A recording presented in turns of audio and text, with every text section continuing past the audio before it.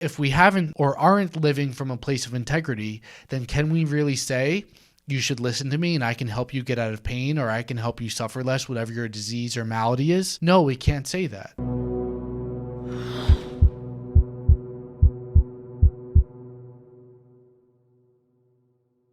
Welcome to episode 5 of the Dr. Chris Stepien Show, where my mission is to help people who are suffering and the doctors, therapists, and healers who are committed to doing something about it. Listen, if you desperately want to be happy and you want to figure out how to be happy no matter what, you should completely stop listening to me, because I have no idea how to be happy or joyful, and I've struggled with it all my life, and it's something that I am also in the market to looking for someone to teach me how to be happy. Who you follow and who you listen to, it's really important that that person has walked the walk and talked the talk for that thing that they're telling you about doing. We're all little children and our parents say, do as I say, not as I do.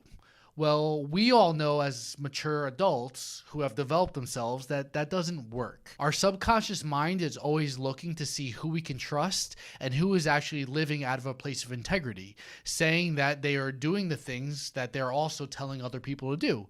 Because if it were really that important, they wouldn't be lying to themselves, telling you to do one thing and they do another thing. It doesn't work. My favorite story about this is the monk who ate sugar. There was this woman, a mom, and her child.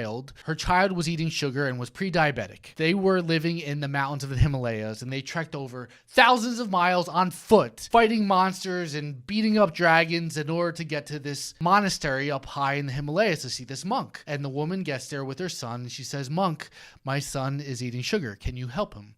And he says, "Sure. Come back in 1 month." So they trek all the way back, fighting dinosaurs and dragons and velociraptors. They get home and then they come back. They could have just stayed there, I guess, but that defeats the purpose of the story. They come back, fighting more monsters and wrestling snakes and going through windy, snowy storms, and they get back to the monk and they say, "Okay, we're back. Can you please help my son stop eating sugar?" And the monk calmly says, "Son, stop eating sugar."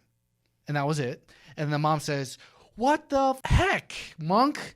Why didn't you just tell him that a month ago when we were here the first time instead of putting me through all this hardship?" And the monk said, "Well, I was still eating sugar." In other words, he had to be in integrity with himself to be able to tell the child what to do from a place of, this is what it's like because I've experienced the trouble and the struggle of not eating sugar. So I know what it's like when I tell your son that he has to stop eating sugar. I think that this is such a paramount story for doctors, therapists, and healers who want to change and transform their patients, their clients, because what patient who is suffering is going to listen to you if you are helping them work through their obesity, if you're obese, or if you're trying to get them fit and you're not fit, or if you're trying to get them happy and you're depressed all the time like I am. That's why I don't talk to people about being happy, because I don't know how to do it, but I know how to help doctors and therapists get people out of chronic pain because I do that.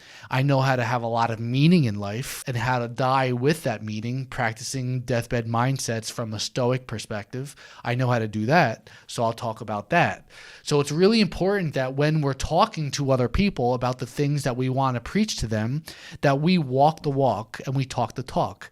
It's not, we don't say, "Do as I do." We say, "Do as who I am." So look at who I am from an identity perspective and then emulate that, because that's based on an identity-based emulation and not based on words or what we're observing. We should practice being who we need to be for the people that we claim to want to serve, those who are truly suffering, because then we'll do the work that allows our patients to see that we have gotten from point A to point B, and then they'll know that they can follow us. Their subconscious mind will say, "You can trust him, you can trust her, follow them." But if we haven't or aren't living from a place of integrity, then can we really say, "You should listen to me and I can help you get out of pain, or I can help you suffer less, whatever your disease or malady is"? No, we can't say that. So we need to do what the monk who ate sugar did, is we need to stop eating sugar. And then when we stop eating sugar, we can tell the child who's still eating sugar to stop eating sugar, because we know what that's like. Otherwise, we have no idea what that's like. So check yourself before you wreck yourself. Are you eating sugar?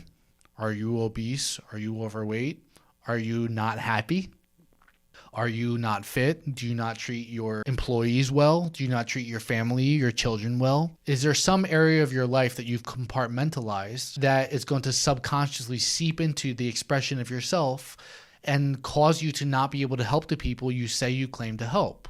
Which hopefully is people in chronic pain, because we need all of the warrior healers we can get in this healthcare environment to help people heal those who are in chronic pain and suffering, because those numbers are only getting larger and larger, and healing our society and our world is going to come when we all choose to live in integrity with who we say we are. Don't do as I say. Don't do as I do. Do as who I am. Share in your comments any thoughts. I look forward to seeing you next time.